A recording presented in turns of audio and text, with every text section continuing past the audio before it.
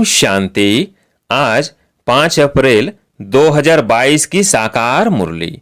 आज बाबा ने कहा, मीठे बच्चे, बाप, टीचर और सदगुरु तीनों ही परम प्रिय हैं। तीनों ही एक के हैं, तो याद करना भी सहज होना चाहिए। प्रश्न, इस कलयुग में सदा जवान कौन रहता है और कैसे?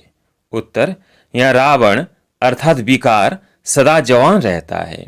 मनुष्य भल बूढ़ा हो जाए, लेकिन उसमें जो विकार है, क्रोध है, वो कभी बूढ़ा नहीं होता। वो सदा जवान रहता है। मरने तक भी विकार की आस बनी रहती है। बाप कहते हैं काम महाशत्रु है, परंतु मनुष्यों का वही परम मित्र है, इसलिए एक दो को तंग करते रहते हैं। गीत है, मैं एक नन्हा सा बच्चा हूँ। ओम शांति। बच्चे बाप को याद करते हैं, समझते हैं हम इस समय माया अथवा रावण बलवान की जंजीरों में फंसे हुए हैं। बाप कहते हैं इससे छुड़ाने वाला समर्थ है। तुम बच्चे जानते हो हम आत्माएं बलहीन हैं, रावण ने बलहीन बनाया है। यह ज्ञान कोई मनुष्यों में नहीं है। बाप बेट बच्चों को ज्ञान देते हैं। तुम कितने सर्वशक्तिमान विश्व के मालिक थे, अब कितना कंगाल निर्बल हो गए हो। इसलिए सब पुकारते हैं, हे परम पिता परमात्मा, हमको आकर इस रावण की जंजीरों से छुड़ाओ। हे पतित पावन आओ। वही पतितों को पावन बनाने वाला है। इस समय है रावण राज्य। स्वर्ग को राम राज्य और नरक को रावण राज्य कहा जाता है। रावण भी बलवान है और राम भी बलवान है, क्योंकि दोनों ही आधा आधा कल्प राज्य करते हैं। मनुष्य तो सपतित थे, तुम भी पहले पतित थे। अब पतित पावन आकर तुमको पावन बनने का ज्ञान दे रहे हैं। योग और ज्ञान। पहले तो बाप के साथ योग चाहिए। दुनिया में बाप अलग, टीचर अलग और गुरु अलग है। याद करना पड़ता है, फलाना टीचर हमको पढ़ाते हैं। तुम तीनों ही संबंध से एक को ही याद करते हो। तीनों का नाम एक ही शिव है। परम प्रिय परम पिता, परम प्रिय शिक्षक, परम प्रिय सदगुरु, वह एक ही है। मनुष्य तो टीचर को अलग और गुरु को अलग, बाप को अलग याद करेंगे। उनों का नाम रूप अलग अलग है। यहाँ तीनों का नाम रूप एक ही बुद्धि में आता है। रूप निराकार है, नाम शिव है, बुद्धि में एक ही याद आता है।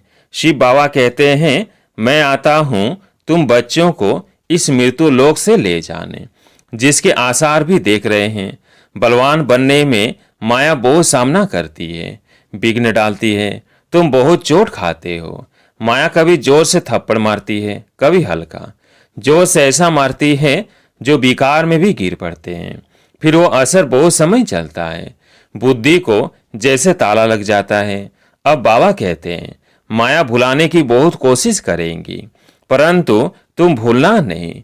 जितना तुम मेरे को याद करेंगे तो वर्षा भी बुद्धि में आएगा और ऊंच पद भी पाएंगे। ऐसा कोई बच्चा नहीं होगा जिसको बाप का वर्षा याद ना आए। वर्षा बच्चे से छिप नहीं सकता। तुम भी जानते हो कि हम विश्व की बादशाही ले सकते हैं। नंबरवार पुरुषार्थ अनुसार सब एक जैसी राजधानी तो ले नहीं सकेंगे। यह राजधानी स्थापन हो रही है, और जो आते हैं वो कोई राजधानी स्थापन नहीं करते हैं। ऐसे नहीं कहेंगे कि वो रावण के राज्य में आते हैं। रावण का कनेक्शन है ही भारत के साथ। यहीं रावण को जलाते हैं, और तरफ तो रावण को जानते ही नहीं। आधा कल्प के बाद रावण राज्य होता है। जरूर सूर्यवंशी व चंद्रवंशी वालों से ही इस्लामी धर्म वाले निकले होंगे। एक धर्म से ही फिर और बिरादरियां निकलती है ना। ऐसे नहीं, वो बिरादरी निकली तो उस समय वह रावण राज्य होगा। नहीं, वह तो बाद में आते हैं। बाबा तो आकर राजधानी स्थापन करते हैं। वो कोई आधा में, कोई क्वार्टर में आते हैं। सतो प्रधान से फिर तमो प्रधान बनना है। उनके लिए अल्पकाल का सुख और बहुत काल का दुख है। यह भी खेल समझाया जाता है। पहले पावन थे, फिर पतित बनते हैं। पहले एक ही देवी देवता धर्म था, फिर और धर्मों की वृद्धि होती है। देवताएं खुद ही हिंदू बन जाते हैं, फिर किस्म किस्म की मल्टीफिकेशन होती रहती है। वह फिर अपने धर्म स्थापक के पिछाड़ी चले जाते हैं। देवता धर्म प्राय लोप है। हे सब देवी देवता धर्म वाले, परंतु अपने को देवता कह नहीं सकते, क्योंकि पवित्र नहीं है। पवित्रता के बिगर अपने को देवता कहलाना बेकायदे हो जाता है। जो असुल देवी देवताएं थे वही फिर क्षत्रिय, फिर सो वैश्य, सो शूद्र बन जाते हैं। अभी फिर तुम ब्राह्मण बने हो। यह बातें और धर्म वाले नहीं समझेंगे। देवता धर्म वाले ही यहाँ आएंगे, बाकी तो बाद में आते रहेंगे। आगे चलकर वृद्धि बहुत होगी। मुख वंशावली की वृद्धि होती है। प्रजापिता ब्रह्मा ब्राह्मण धर्म अब स्थापन करते हैं। प्रजापिता ब्रह्मा के बच्चे जरूर ब्रह्म कुमार कुमारियां होंगे ना। ब्राह्मण वर्ण वाले ही देवता बनेंगे। ढेर आकर नॉलेज लेंगे। तुम पुरुषार्थ करते हो सूर्यवंशी राजधानी में आने का। उनमें भी मुख्य है 8, बाकी तो वृद्धि हो जाती है। जो मम्मा बाबा का बनेंगे, कुछ सुनेंगे तो आएंगे। प्रदर्शनी में ढेर आते हैं। उनसे कोई निकलते हैं जो अच्छी रीति पुरुषार्थ करते हैं। पहले पहले बाप का परिचय जरूर होना चाहिए, फिर करके कोई लिंग रूप कहते व ज्योतिष स्वरूप कहते। बाप समझने से ब्रह्म जो महत्व है उनको फिर भगवान नहीं कह सकते। परम पिता परमात्मा तो नॉलेजफुल है, ब्रह्म नॉलेजफुल थोड़ी है। तुम पूछते हो तो आत्मा का रूप क्या है, तो लिंग कह देते हैं, क्योंकि लिंग रूप की ही पूजा होती है। स्टार की पूजा तो कहाँ है नहीं। न जानने के कारण फिर कुछ न कुछ बना देते हैं। ठीक कर भीतर सब में भगवान कह देते हैं। बाप समझाते हैं आत्मा तो स्टार है। आत्माओं का इकट्ठा झुंड भी देख सकते हैं। जब सभी आत्माएं वापिस जाएंगी तो बड़ा झुंड होगा ना। उनको कहा जाता है सूक्ष्म से भी सूक्ष्म। साक्षात्कार से कोई कुछ समझ ना सके। समझो किसको शिव का अथवा ब्रह्मा विष्णु शंकर का साक्षात्कार भी हो, परंतु फायदा कुछ नहीं। यहाँ तो सृष्टि के आदि मध्य अंत को जानना होता है। यह पढ़ाई है। परमात्मा भी एक स्टार है। इतनी छोटी चीज की देखो कितनी महिमा है। ज्ञान का सागर, प्रेम का सागर, सुख का सागर, वही सारा काम करते हैं। इसको कहा जाता है अति गुह्य बातें। बाप कहने से बुद्धि में आना चाहिए कि जरूर स्वर का रचयिता है। कहते भी हैं जरूर भगवान कहाँ न कहाँ आया हुआ है। अगर गीता का भगवान श्री कृष्ण होता तो देहधारी तो छिप ना सके। यह तो बिल्कुल ही गुह्य बातें हैं। कभी सुना ही नहीं है कि परम पिता परमात्मा क्या चीज है, आत्मा क्या चीज है। सिर्फ कह देते हैं भ्रिकुटी के बीच चमकता है अजब सितारा, फिर उनको परम पिता परमात्मा कह देते हैं। अब आत्मा और परमात्मा के रूप में फर्क तो कुछ भी नहीं पड़ता है। क्या परमात्मा कोई भारी चीज है? वह बड़ी रोशनी है? नहीं, वह तो सिर्फ नॉलेजफुल है। गति सदगति के लिए ज्ञान देते हैं, तो ज्ञान सागर है। अब ज्ञान का सागर परम पिता परमात्मा को कहेंगे, वह रावण मत पर चलने वाले मनुष्यों को? बाप कहते हैं मैं अथॉरिटी हूं, बाकी यह सब भक्ति मार्ग की सामग्री है। ब्रह्मा के हाथ में शास्त्र दिखाते हैं, परंतु उनको यह मालूम ही नहीं कि ब्रह्मा कौन है।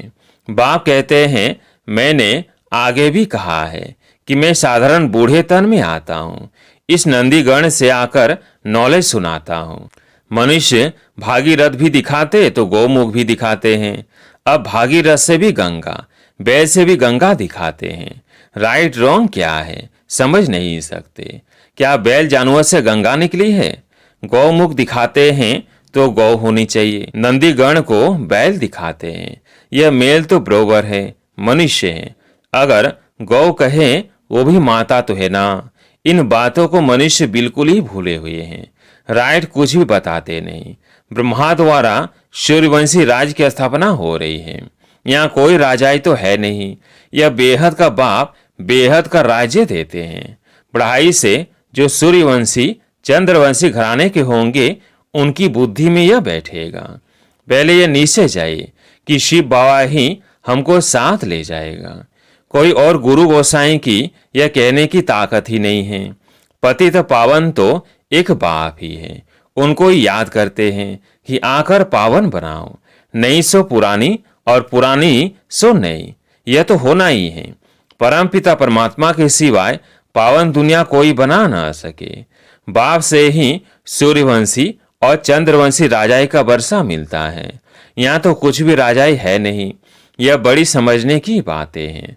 मनुष्य समझते हैं शास्त्र सच्चे हैं क्योंकि भगवान ने बनाए हैं। उन्हों को यह पता ही नहीं कि भगवान ने मनुष्य के तन में आकर गीता सुनाई है, उस पर कृष्ण का नाम डाल दिया है। यह भूल जब बुद्धि से निकले, पहले शिव बाबा को जाने, तब समझे कि वो स्वर्ग की स्थापना करते हैं। जानते नहीं तो लड़ते झगड़ते हैं। बाप कहेंगे तुम स्वर्ग में ऊंच पद पाने के लायक नहीं हो, दैवी गुण वाले नहीं हो, धारणा नहीं होती है तो विकार जरूर होंगे। भल कोई बूढ़े हैं, क्रोध तो उनमें भी बहुत है, क्रोध बूढ़ा नहीं होता है। आजकल बूढ़े भी विकार में जाते हैं। बाबा कहते हैं काम महाशत्रु है, मनुष्यों के लिए फिर मित्र है। विकार के लिए देखो कितना तंग करते हैं। रावण सभी का मित्र है। 20 की पैदाइश है ना, 20 की पैदाइश माना रावण की पैदाइश। मनुष्य जानते ही नहीं, बाप की श्रीमत पर चले तब सपूत कहलाए। विकर्म करते हैं तो झट सावधानी दी जाती है। बहुतों में बहुत कुछ आदतें रहती है, झूठ बोलने की, चोरी करने की, मांगने की। बाप कहते हैं मैं तो दाता हूं, तुम कोई से मांगते क्यों हो? जिसको इंश्योर करना होगा वो आप ही करेंगे, कभी भी मांगो नहीं। आज बाबा का जन्मदिन है, कुछ तो भेजे, ऐसे मांगो नहीं। समझाना है, इंश्योरेंस करना है तो भल करो। भक्ति मार्ग में मनुष्य अपने को इंश्योर करते हैं ईश्वर के पास। जिसको दान कहा जाता है उसका फल भी बाप देते हैं। वह है हद का इंश्योरेंस और यह है बेहद का। भक्ति मार्ग में कहते आए हैं परम पिता परमात्मा ने यह भक्ति का फल दिया है। साहूकार होगा तो कहेगा यह पास्ट कर्मों का फल मिला है। कोई गरीब है क्योंकि इंश्योरेंस नहीं किया है, इसलिए धन नहीं मिलता। बाप कहते हैं मेरे पास ही सब इंश्योर करते हैं। कहते हैं यह भगवान ने दिया है। भक्ति मार्ग में तुम इंश्योर करते हो हद का, अब डायरेक्ट बेहद का इंश्योरेंस करते हो। माता पिता ने देखो इंश्योरेंस किया है तो कितना रिटर्न में देते हैं। कन्या के पास तो पैसा होता नहीं, वह फिर इस सर्विस में लग जाए तो सबसे ऊंचा जा सकती है। मम्मा ने कुछ भी इंश्योर नहीं किया, हाँ शरीर इस सर्विस में दे दिया तो कितना ऊंच पद पाती है। आत्मा जानती है मैं इस शरीर से बेहद के बाप की सेवा कर रही हूँ। जगतम्बा का कितना बड़ा मर्तबा है। जगतम्बा ज्ञान ज्ञानेश्वरी फिर वही राज राजेश्वरी बनती है। यह सब कुछ तुम ही जानते हो। अच्छा, मीठे मीठे सिकिलधे बच्चों प्रति माता पिता बाप दादा का याद प्यार और गुड मॉर्निंग। रूहानी बाप की रूहानी बच्चों को नमस्ते। हम रूहानी बच्चों की रूहानी बाप दादा को याद प्यार गुड मॉर्निंग नमस्ते नमस्ते। धारणा के लिए मुख्य सार। पहला पॉइंट, शपूत बनने के लिए बाप की सीमत पर चलना है। जो भी बुरी आदतें हैं, मांगने की, चोरी करने की, वह झूठ बोलने की, वो निकाल देनी है। दूसरा पॉइंट, अपना सब कुछ बाप के पास इंश्योर करना है। शरीर भी ईश्वरीय सेवा में लगाना है। माया की प्रवेशता किसी भी कारण से न हो जाए, इसमें सावधान रहना है। आज प्यारे मीठे बाबा का वरदान, सदा हर कर्म में रूहानी नशे का अनुभव करने और कराने वाले खुश नसीब भव। सदा हर कर्म में रूहानी नशे का अनुभव करने और कराने वाले खुश नसीब भव।